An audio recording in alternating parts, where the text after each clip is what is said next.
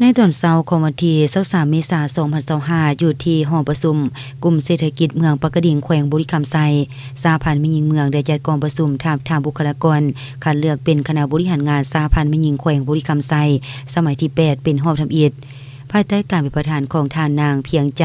มรคาสุขรองเลขาพรรคเมืองประธานสหพันธ์แม่หญิงเมืองเป็นเกียรติเข้าร่วมของท่านถาวรปทุมวรรณกรรมการพรรคเมืองคณะจัดตั้งเมืองมีคณะบริหารงานสหพันธ์แม่หญิงเมืองคณะประธานแม่หญิง17ท่านหัวหน้าหน่วยแม่หญิง3หน่วย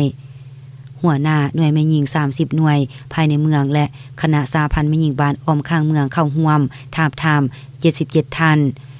ในเบื้องต้นกองประชุมท่านนางเพียงใจมรคาสุขรองเลขาพรรคเมืองประธานสหพันธ์แม่หญิงเมืองก็ได้โอลมท่านได้แสดงความนับถือฮักแพงและฝากความยื้อยามถามข่าวไปถึงสมาชิกแม่หญิงอยู่คันฮักทานท้องถิ่นพร้อมทางได้เรียกร้องให้ผู้แทนกองประชุมจงได้มีการค้นคว้าพิจารณาให้ถี่ถ้วนเลือกให้ได้ผู้ที่มีมาตรฐานเงื่อนไขครบถ้วนแน่ใจสามารถเป็นผู้นำพาชี้นำเวียกงานสหพันธ์แม่หญิงสมัยที่8นี้ให้มีผลสำเร็จตามระดับคาดหมายที่วางไว้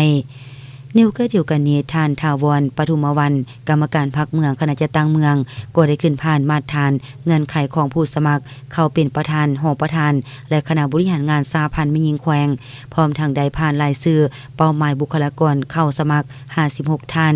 โดยให้คัดออก11ท่านและรักษาไว้45ท่าน